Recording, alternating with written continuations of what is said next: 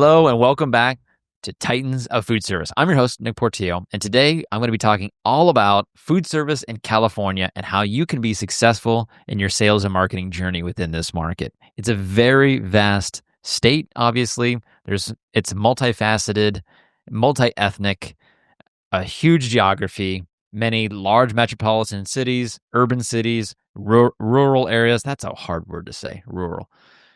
And more. We're going to talk all about that here today and how you can be successful in the state, or maybe you can at least take a couple nuggets away from this episode to help in your business. So the Golden State, it's the land of palm trees, tacos, tech companies, shout out Silicon Valley, and of course, traffic. This last week, actually, I spent pretty much an entire day. I went and saw UCLA, the UCLA Medical Center, Ronald Reagan Medical Center, USC, stopped in to see RW Zant, which is a local redistributor customer of ours. It was a long day of traveling. There's no doubt about it. And you have to enjoy that what I call the windshield time of being in your mobile office, driving around, seeing customers. It's fun to see customers. I love being face to face, but that traffic can definitely wear on you, especially when you start early in the morning and you get home later in the evening. And many of that time is stuck, bumper to bumper. And even if you have to go 10 miles, it could take an hour. It's kind of a crazy place, to live. But it is what it is. It's kind of surreal. It is what it is, but it's part of the game. And that's just part of the beauty of California. So we're going to navigate some of that here today. California, it's also the largest food service market in the country. So that's important to think about. When we work with our manufacturer partners, a lot of times when they'll have teams, right? The regional manager teams that you'll have a person that covers the West, the central part of the country, and then the East. You can break it up different ways, but that's kind of a good overarching view of how people do it. With these teams, when they view the West, they say, hey, California, it's my biggest market by far. They're smaller states and they do a great job, but if I don't make my number in California, a lot of times my number west of the Mississippi may be off. It's that big of a population. It's an incredibly important market. As a broker, we understand that working with our manufacturer partners of how important this marketplace is. We feel the pressure. We feel the desire to be in this market, to grow in this market. And so I understand, my team understands how important it is to the overall picture of food service of having California. There's other similar markets like New York, Florida, Texas, Chicago, and of course, California. We get a little bit of the Pacific Northwest, some of the New England states, but really, if you look at the largest markets, California is up there in the top one or two largest in the entire country. I believe we're probably 10 to 12% of the overall population of the entire country. So that's just putting a little into perspective. So if you want to win in food service, California, it better be on your roadmap. Incredibly important. So whether you're a sales rep or you're maybe a VP of sales for a manufacturer, maybe you're a broker, maybe you're some sort of leader within your food service team, I want to give you the real boots on the ground playbook on how to sell in this state. So let's jump in. So here's the deal. Why does California matter? California has 40 million people, over 90,000 restaurants. But 90,000 restaurants, think about it. In food service, we have different segments. You have restaurants, you have casinos, you have hotel and lodging, you have K-12, you have college universities, you have business and industry. There's so many different segments, but in one segment alone, there's 90,000 operators. That's a crazy amount. It's one of the most diverse populations in the country as well. You can drive 5 miles and go from a vegan cafe to a Mexican taqueria to a Michelin-starred sushi spot, and all three are packed. Being in LA this week, crazy the different, just driving around, you see all the different opportunities. You see maybe a Chinese restaurant, maybe you see I saw USC, maybe you see a taqueria, whatever it may be. There's so much opportunity in this state. You have to just kind of focus and figure out, how am I going to figure this out? Complex as well. You're dealing with strict regulations, high labor costs, aggressive health standard, and constantly evolving consumer preferences. And yet, this is where trends start. California is the state where trends start. What takes off in LA or San Francisco ends up on menus across the entire country a year later. It's funny, I was joking with one of our team members recently. A lot of times the food trends, they start here in California and move east. A lot of the art and clothing trends, they start east and move west. So it's kind of funny how that, especially in that New York area, a lot of trends and clothing and design starts there and moves its way to California. So If you can win in California, you're not just going to be selling food, you're going to be building influence, which is going to help your overall brand across the entire country, across the region, across multiple markets. So let's talk a little bit about distribution. This is where a lot of new brands that get stuck. California has all the big national players. We have Cisco, we have US Foods, we've got PFG, we've got Vistar, we have regional players like Shiitakis, we have local players like Byright, Vitco, Giordano's, so on and so forth. So we've got all of the players here. I think in California alone, there's probably 1,000 different distribution points, all the way up from the large national broadliners like your Cisco, US Foods, PFG, all the way down to the jobber trade. What's the jobber trade? The jobber trade are like the white vans that you see driving around. They may have a handful of customers, or maybe they're super specialized. Maybe they just sell seafood or just sell protein or dairy or something of the sort. And that's their overall business. And they can leverage, maybe R.W. Zant or J. Hellman or other local redistributors to warehouse their products, and then they can take it out to the customers from there. Just because you get into Cisco or US Foods or some of these distributors in other markets, it doesn't mean you're going to get it here. It's nice to get stocked other places, build your Cisco SUPCs, your US Foods APNs, which are essentially the code numbers that those distributors require to have when it's stocked, so that an operator or the internal system, they can flag the item. So if you get it stocked other places, does it necessarily affect the sales here in California? No. But what it does do is create those SUPCs or APNs or whatever the code numbers may be for any other distributor to be able. It's one less step you have to do. Once they set up the code one time, it's good for the whole country. So think about that. That's a benefit. In this market, we also have redistributors. So I was kind of mentioning a little bit with R.W. Zant and J. Hellman. So companies like Dot Foods, Honor Foods, which purchased R.W. Zant. Honor Foods, I know, is well known in the Northeast. So they purchased R.W. Zant. You've got J. Hellman. You had Astro Foodservice, which was recently acquired by Alpine. So there's different opportunities and ways to think about your business of working with these redistributors. Sometimes maybe your minimum is 2,000 pounds, or it's a few pallets, or maybe it's a truckload. I have seen that in many instances as well. And you say, I want to be able to sell into the market, but I can't be selling, someone can only buy 500 pounds from me at a time. Okay. If you have redistribution set up, for example, if you have Dot set up, they can warehouse the product and then they can send as little as one case anywhere in the country, which is really nice to have because they're shipping into all of these distributors every day, every week. And so adding one case of yours, maybe 100 cases somebody else, 300 of someone over here, 2 of another brand, they can add up weight on that truck. And so it makes it a lot easier to sell in. So think about maybe there's a redistribution play for your business. Overall, when it comes to redistribution, they can help you scale, especially with specialty products that don't have as much velocity as, let's say, your center of the plate items. So when you're in the specialty space, if you can get that warehousing, that redistribution warehousing, that can really help explode your business across the country and even in California, because you need to have the product available, but then you need your team to work and create that pull through as well. No movement, guess what? Equals no reorder. So what works? Things like strong broker support, local sampling, working with chefs to create menu ideation, and staying close to your sales team and distributor sales teams, broker sales teams, making sure that you're continuing to train them and teach them all about your products. So let's go into operator segments that drive volume. Chain restaurants, huge. In California, you've got brands like In-N-Out, you've got Mendocino Farms, you have The Habit, you have Sweetgreen. They drive serious volume. If you can sell one SKU in there, it'd probably make your number for the next few years. It's going to be that big. But those large ones, they're not easy to crack. If you're going to get on their menu, it's going to take potentially years of follow-up, ideation, sampling, price negotiation, things like that. It's going to take a long time. You got to earn those seats through consistent follow-up and culinary value. Then you've got your independent restaurant scene, which is also massive. You've got your mom and pops. You have your large, single unit operators. I think of one right down the street from where I live. It's called Water Grill. I think they're doing like nearly $20 million in revenue a year. One unit. It's a massive place. They've got hundreds of employees that work in that one location. You also have your emerging chains, things like places like 2 to maybe 15, 20 units that want to grow and be the size of an In-N-Out or be the size of a Sweetgreen or The Habit. Those are good places to get in on the ground floor because they have less red tape to get through. They can move a little bit faster. So think about those types of places.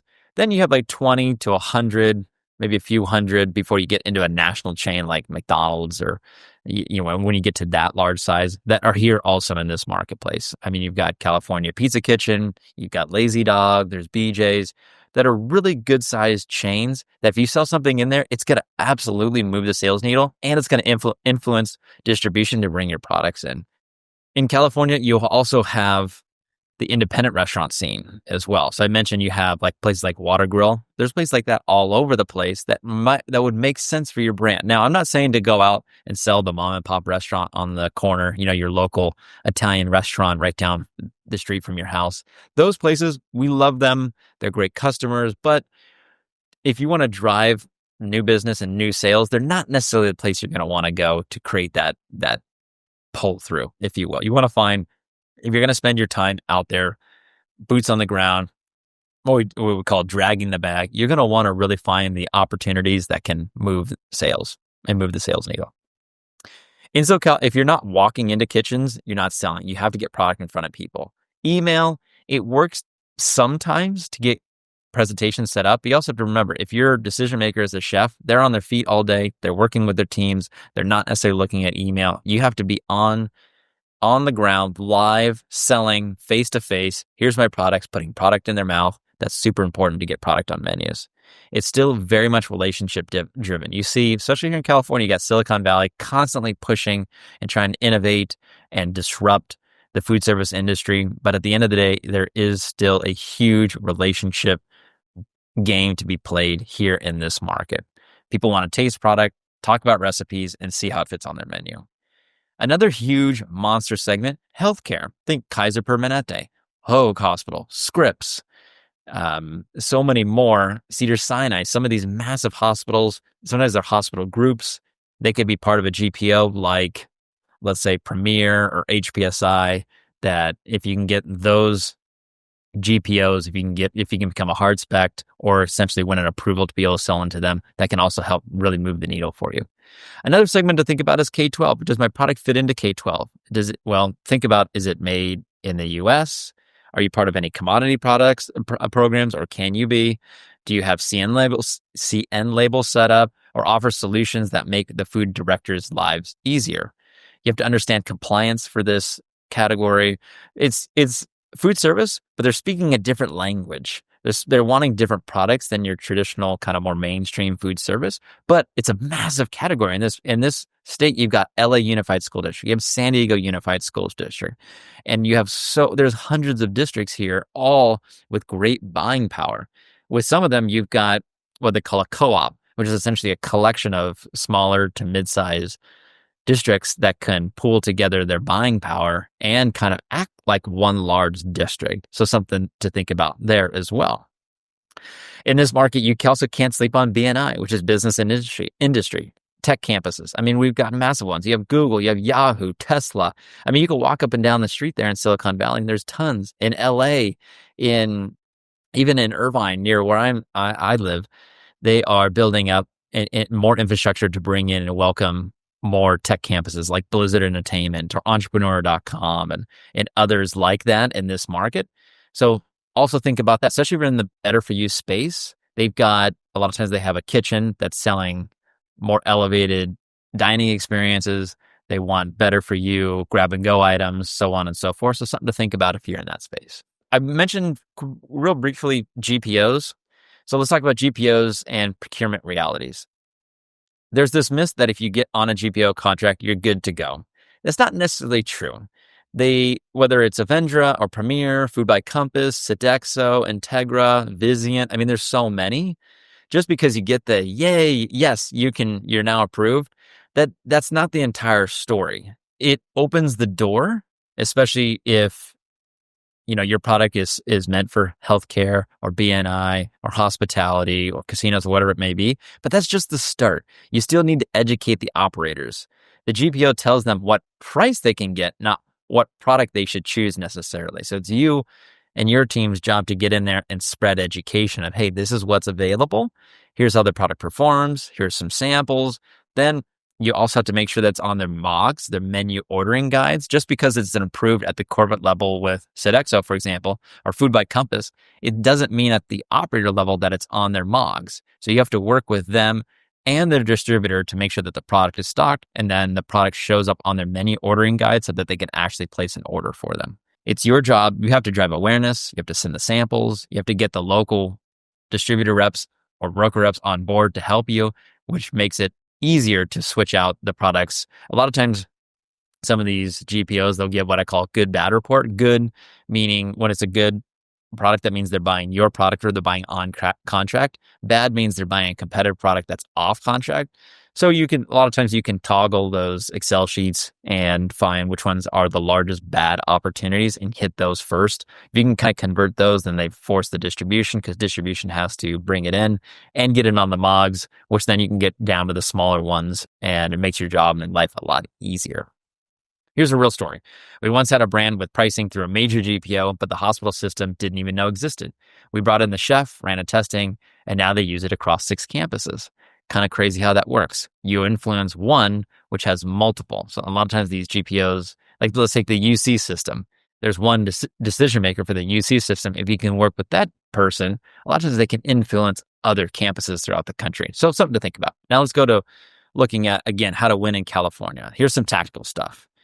Being bilingual, big help. We have a large Hispanic population. We have a large Asian population. We have many different ethnicities speaking different languages. So if you can speak English plus another language or plus another couple languages, that just gives you a nice leg up in the game. Focus on flavor. Health is important, but your product got to taste great. Don't show up with just a sales sheet. Show up with an idea. There's the old adage of dumpster diving, of going into the dumpster out back behind the operator's kitchen and seeing what they're throwing away. You could look at, the bottles, or you could look at the cases being tossed or the packaging to say, hey, what are they buying? And maybe I can match some stuff up or replace what they have. Then going inside and looking at what's on the menu, focusing on your items and where they would fit. Maybe it's a 1-to-1 conversion. Maybe you're selling a chicken item of some sort and they're buying chicken. Hey, I've got an item that would be, maybe it's better cost, better flavor, better value of some sort. And you can go through and switch that out. Know the regulatory stuff. California laws around sugar, sodium, plastic packaging, labeling. You need to be buttoned up. We have different laws. I remember recently, a few years ago, you could have on the table sugar packets or salt packets or little creamers for your coffee. But now it's against the law to put those on the table. The only way that the customer can receive them is upon ask. So if they ask, then the server or whoever the person is waiting on the tables can bring that out to them. So knowing those types of regulatory stuff helps position your product as well. You want to be everywhere. That means when opportunities work, food shows, school co-op shows, tech campus tastings, which we've done. We do those as a broker. We do those at tech campuses. We've done them at college universities. We've done them all over the place.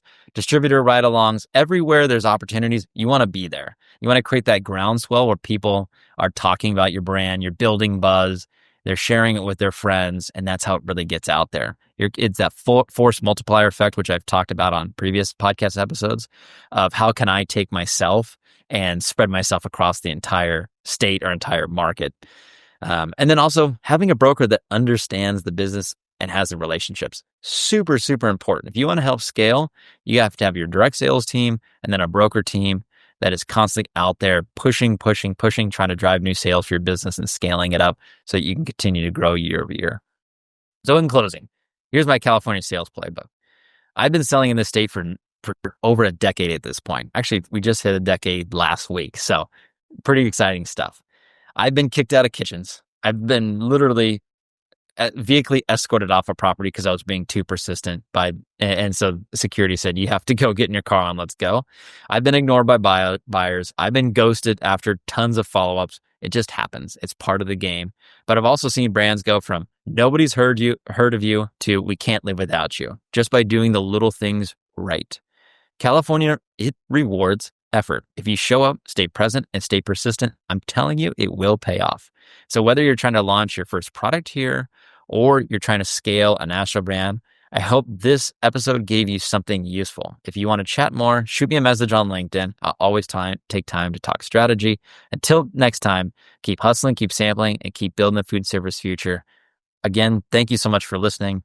If you enjoyed the episode, if you could leave me a 5-star review on Apple Podcasts or Spotify, that would mean a lot.